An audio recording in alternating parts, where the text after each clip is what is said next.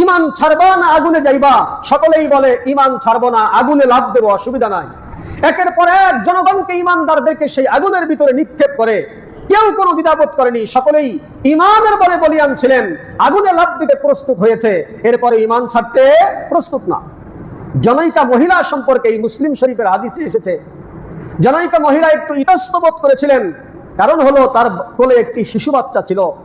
মহিলা চিন্তা করলেন, আমি মারা গেলে আমার বাচ্চার কি অবস্থা হবে? আল্লাহ পাক সেই বাচ্চার জবান খুলে দিয়েছেন। বাচ্চা বলেন যে আম্মাজি, আপনি আগুনে লাফ দিতে কোনো ভয় পাবেন না, এই আগুন কোনো আগুন নয়, আপনি লাফ দেন, আপনি তো জান্নাতে চলে যাবেন। সুবহানাল্লাহ। তখন এই মহিলাও সেই আগুনে লাফ দিয়া শহীদ হয়ে যায়। সাল্লাল্লাহু আলাইহি ওয়াসাল্লাম সাহাবায়ে কেরাম রিদওয়ানুল্লাহি তাআলা আলাইহিম আজমাইনদেরকে সামনে রেখে বলেছিলেন, তোমাদের পূর্ববর্তী জামানায় জনৈক বাদশা ছিল। কোন কোন বর্ণনায় এসেছে ইয়ামান দেশের বাদশা। এই বাদশার নাম জু নওয়াজ।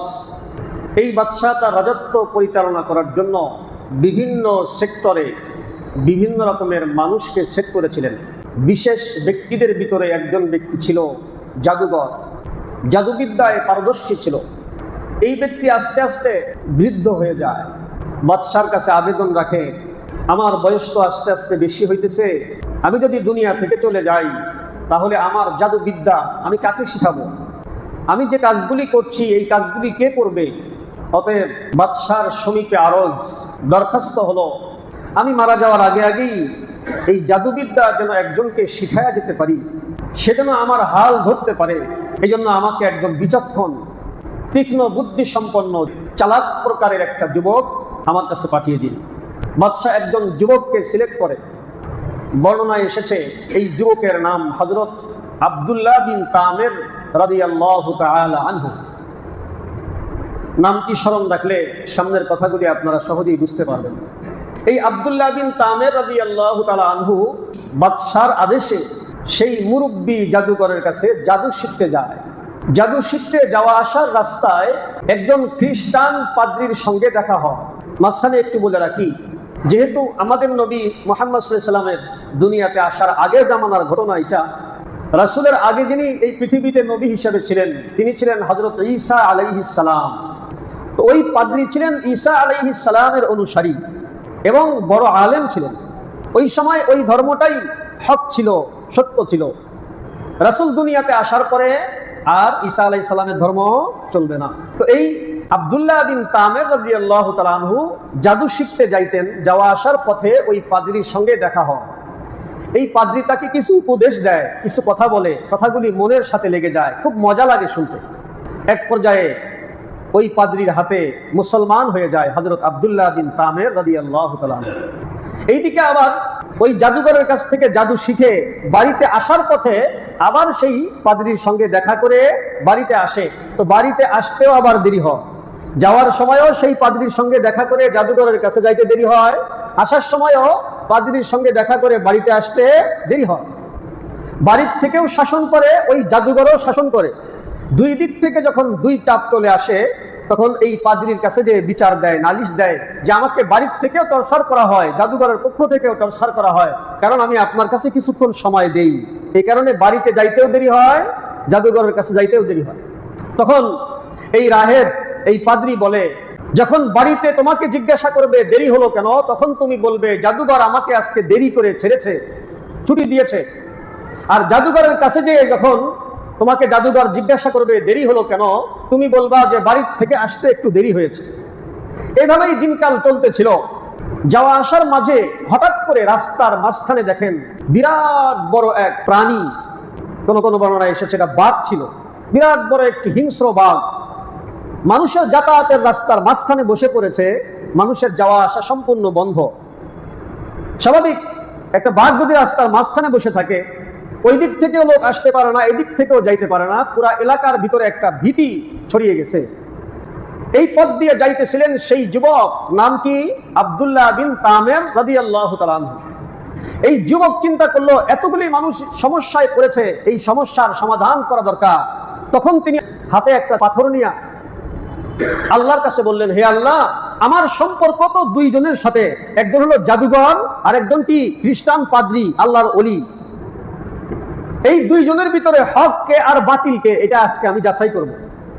এই ঢিলটা হাতে নিয়ে বললেন, হে আল্লাহ, যদি জাদুকর ভণ্ড হয় আর এই খ্রিস্টান পাদ্রী হক হয়, তাহলে এই ঢিল মারার সাথে সাথেই এই প্রাণীকে তুমি ধ্বংস করে দেবা।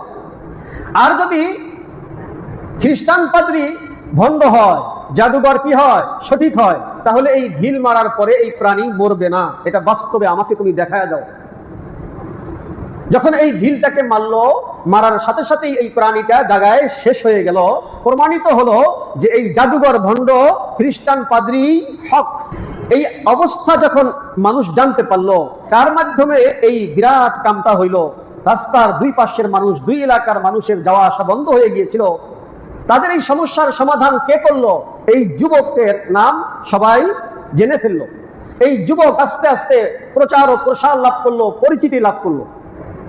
তার একটা প্রভাব এলাকার ভিতরে বিস্তার করলো। মানুষ বিভিন্ন জায়গা থেকে আসে, আমার এই সমস্যা একটু ফু দিয়ে দেন, ফু দিয়ে দেয়, ভালো হয়ে যায়। আমার এই রোগ একটু ফু দিয়ে দেন, উনি বিসমিল্লাহ বলে ফু দেয়, ভালো হয়ে যায়। এইভাবে এক পর্যায়ে তার সুনাম সুখ্যাতি সেই বাদশার দরবার পর্যন্ত চলে যায়। বাদশার দরবারে একজন মন্ত্রী ছিল অন্ধ।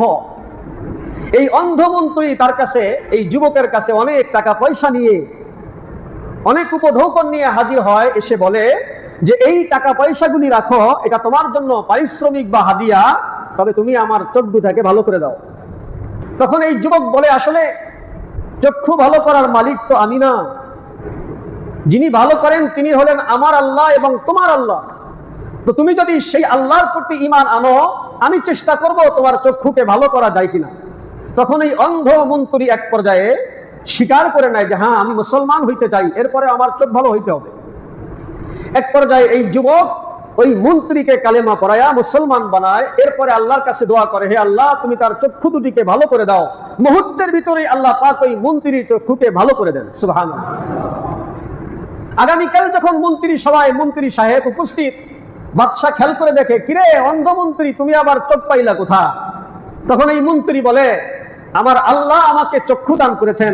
তখন এই বাদশা বলে, আমি ছাড়া আবার কে আল্লাহ? নাউজুবিল্লাহ। বাদশা কি বলে, আমি তো তাহলে করেছি। তখন এই মন্ত্রী বলে, না, আপনার আল্লাহ এবং আমার আল্লাহ, গোটা জগতের আল্লাহ যিনি, তিনি আমার চক্ষু ভালো করে দিয়েছেন। তখন বাদশার কানে পানি ঢুকেছে। কে আবার সে? আমি ছাড়া আবার কে আল্লাহ? এক কথায় দুই কথায় বাদশা এই মন্ত্রীকে আটক করেছে, তাকে বাধ্য করতেছে বারবার, বলো আমি আল্লাহ, আল্লাহ আমি ছাড়া আর কেউ নাই, আমি তোমার চক্ষু ভালো করে দিয়েছি। মন্ত্রী বলে, অসম্ভব, যেই আল্লাহ তোমার আল্লাহ, যেই আল্লাহ আমার আল্লাহ, সেই আল্লাহই আমাকে ভালো করে দিয়েছেন। এক পর্যায়ে বাদশা ক্ষিপ্ত হয়ে করাতের মাধ্যমে এই মন্ত্রীকে কেটে দুই টুকরা করে ফেলে। নাউজুবিল্লাহ। মুহতারাম হাজির, এই মন্ত্রীকে জিজ্ঞাসা করে, কে তোমার সাথে এমন আচরণ করেছে? কে তোমাকে মুসলমান বানিয়েছে? এই মন্ত্রী জুলুম অত্যাচার সহ্য করতে না পেরে এক পর্যায়ে যুবকের নাম বলে দেয়। যুবকের নামটা মনে আছে আপনাদের? আব্দুল্লাহ বিন তামের রাদিয়াল্লাহু তাআলা আনহু। মুহতারাম হাজিরিন, এই যুবকের নাম বলার পরে যুবককে নিয়ে আসা হয়, যুবকের উপর টর্চারিং করা হয়। এক পর্যায়ে যুবক ওই রাহেবের কথা বলে দেয়, খ্রিস্টান পাদ্রীর কথা বলে দেয়।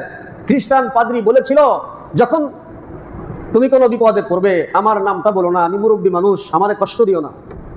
কিন্তু জুলুম অত্যাচার এমন পর্যায়ে পৌঁছে গিয়েছিল, বাধ্য হয়ে যুবক তার উস্তাদের নাম বলে দেয়, সেই খ্রিস্টান পাদ্রীর নাম বলে দেয়। এক পর্যায়ে পাদ্রীকেও বাদশা উপস্থিত করে তাকে বলে যে আপনি এত বড় দুঃসাহস দেখিয়েছেন, আমার দেশে বসবাস করেন আর আমার বিরুদ্ধে আপনি ধর্ম প্রচার করেন, এত বড় দুঃসাহস। এক পর্যায়ে বলেছে, যদি এই দিন থেকে, এই ইসলাম থেকে আপনি ফিরে না আসেন, এই যে করাত দেখেছেন, করাত দিয়ে দুই টুকরা করে ফেলবো। এই আল্লাহর ওলির ঈমান ছিল তাজা।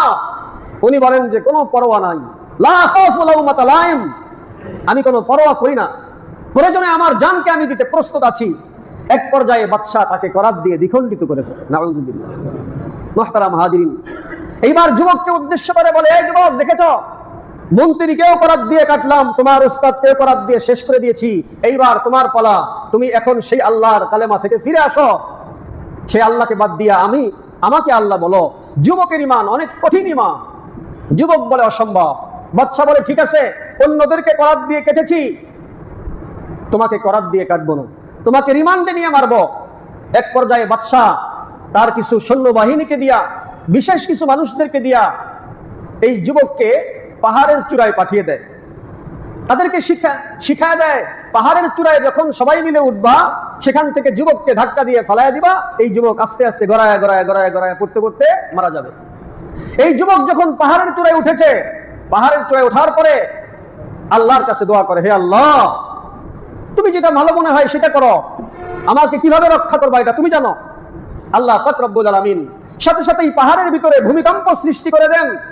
এই যুবককে যে সকল কুখ্যাত ব্যক্তিরা নিয়ে গিয়েছিল, তারা সেই পাহাড় থেকে ছিটকে দয়ায় দয়ায় পড়তে পড়তে মারা যায়। যুবক সশরীরে আবারও বাদশার দরবারে হাজির। সুবহানাল্লাহ।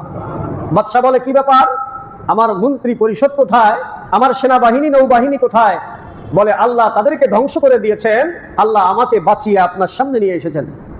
বাদশা বলে, তাই ঠিক আছে, এবার তোকে মারার অন্য ফোন দিয়ে আসছি। এইবার বাদশা আরো কিছু মানুষদেরকে দিয়া সমুদ্রে পাঠায়া দেয় নৌকায় করে, তাদেরকে শিক্ষা দেয়, সমুদ্রের মাঝখানে যে গভীর পানিতে যে জিজ্ঞাসা করবা সেই কালেমা পরিত্যাগ করবে কিনা, যদি পরিত্যাগ করে তো ভালো, না করলে ওখানে ধাক্কা মেরে সমুদ্রে ফেলাইয়া দিবা। এখানে একই ঘটনা ঘটেছে। নৌকাতে ওঠার পরে, জাহাজে ওঠার পরে এই যুবক আল্লাহর কাছে দোয়া করেছে। এরপরে এক পর্যায়ে নৌকা উল্টে যেয়ে বাকি সবাই মারা গিয়েছে, উনি সুস্থ অবস্থায় বাদশার দরবারে হাজির। সুবহানাল্লাহ।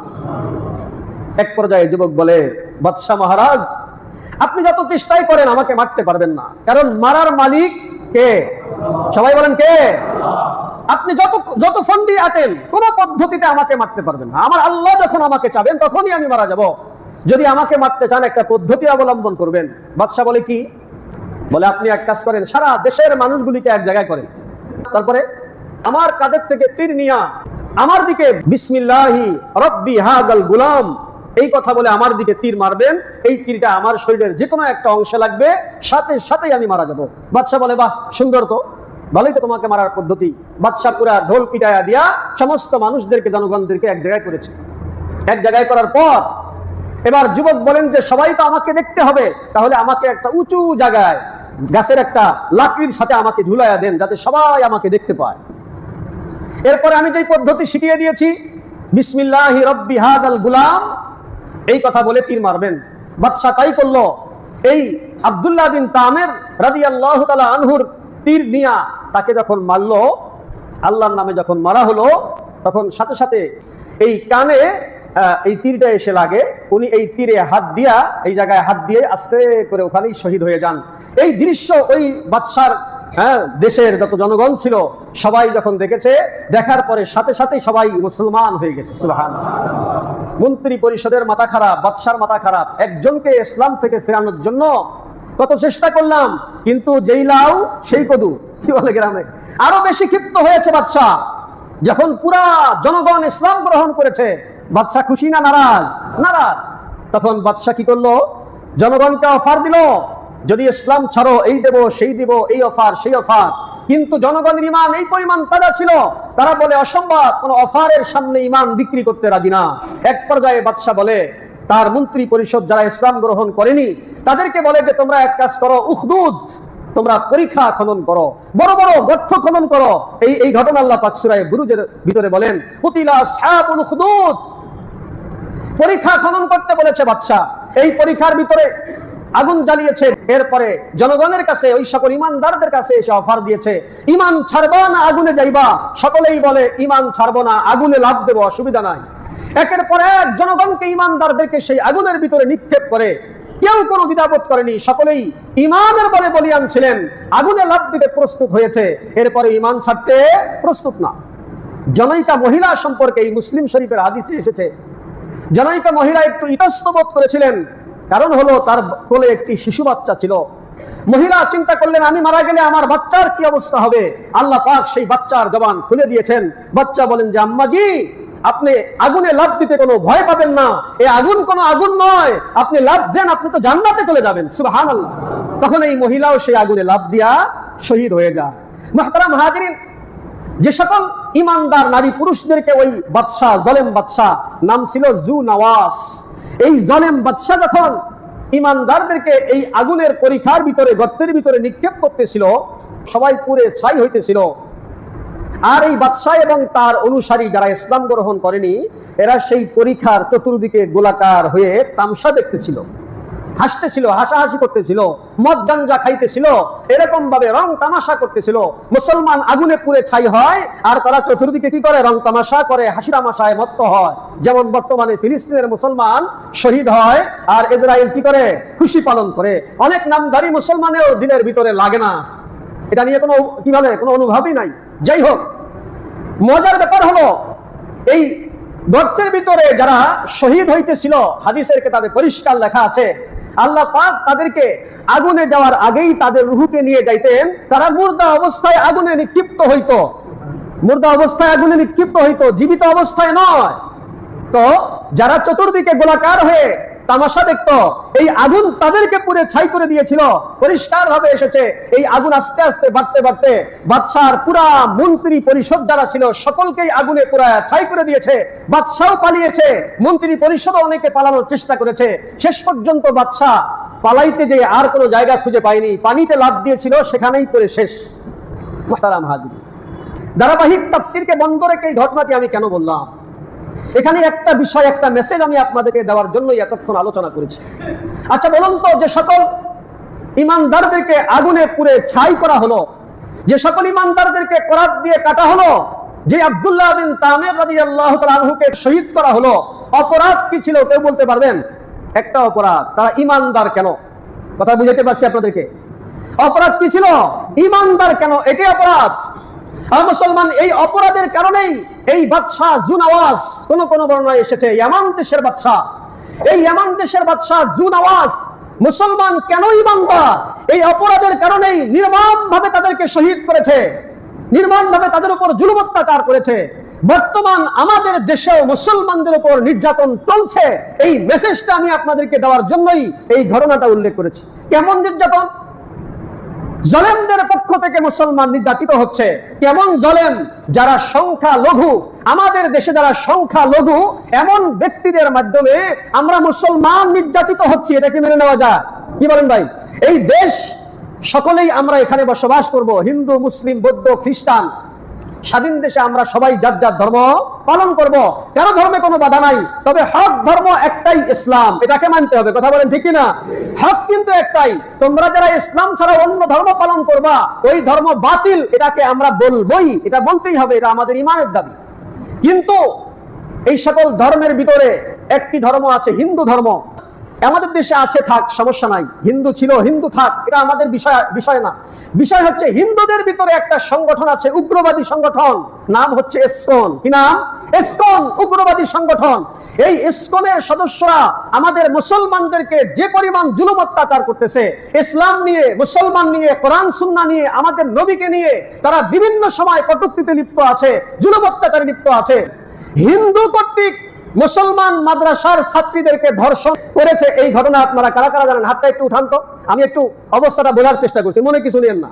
দেখছেন, আমরা শতকরা 80 জন মানুষ জানি না, অথচ আমরা মোবাইল চালাচ্ছি। মাদ্রাসার ছাত্রীদের সাথে হিন্দু যুবকেরা মুসলমান পরিচয় দিয়ে প্রেমের প্রলোভনে তাদেরকে ঘরের ভিতরে ডেকে নিয়ে দলবদ্ধভাবে যৌন হয়রানি করেছে। এটা কি মেনে নেওয়া যায়? এটা কোনো মুসলমান মানবে? আর মুসলমান এই ইসকন উগ্রবাদী সংগঠন, এই সংগঠন কর্তৃক ইসলাম, মুসলমান এবং মানবতা, এক কথাই দেশের জনগণ নিরাপদ নয়। তারা সাংবাদিককে হত্যা করেছে, মসজিদে আগুন দিয়েছে, মুসলিম নারীদেরকে তারা ধর্ষণ করেছে, ইসলামের নামে তারা অপবাদ দিচ্ছে। কত বড় দুঃসাহস এই সকল ইসকন! এবং তাদের যে আগ্রাসন, এই আগ্রাসন থেকে আমাদের দেশকে মুক্ত করা দরকার কিনা? কথা বলেন। হিন্দুর সাথে আমাদের কোনো সংঘর্ষ নাই। আমাদের স্লোগান হচ্ছে, বিশেষ করে আমি যেটা বলি, হিন্দু আছে, হিন্দু থাক, ইসকন নিপাত যাক। আপনারা আমার সাথে একমত? হিন্দু আছে, হিন্দু থাক, ইসকন নিপাত যাক। হিন্দু ছিল, হিন্দু থাক, ইসকন নিপাত যাক। হিন্দুর সাথে আমাদের শত্রুতা নাই। তোমরা কুফরি করে, শিরকি করে জাহান্নামে যাইবা, এটা আল্লাহর সাথে তোমরা বুঝবা। বাকি তোমাদেরকে আমরা বুঝাইতে চাই। কিন্তু তোমাদের ভিতর বা যে কোনো ধর্মের ভিতরে উগ্রপন্থী যারা আছে, যাদের সাথে ইসলামের কোনো সম্পর্ক নাই, এদেরকে আমরা এই দেশে রাখতে চাই না, ইমানের হেফাজতের জন্য, আমাদের নারীদের নিরাপত্তার জন্য। কথা বলেন ঠিক কিনা?